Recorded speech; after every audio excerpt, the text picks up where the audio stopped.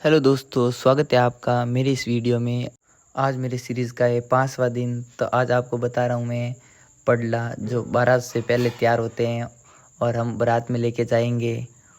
तो यहाँ से कपड़े तैयार करके हम बारात जाएंगे मॉर्निंग टाइम में। राजस्थानी विवाह और संस्कृति परंपरा देखने के लिए हमारे चैनल को सब्सक्राइब करें। हम ऐसी वीडियो लेके आते रहते हैं आपके लिए। तो हमारा पूरा सीरीज़ होने वाला है जिसमें राजस्थान के पूरा विवाह बताएंगे आपको। और हमारे चैनल को भी सपोर्ट करें। और आपको कैसा लगा वीडियो कमेंट ज़रूर करें।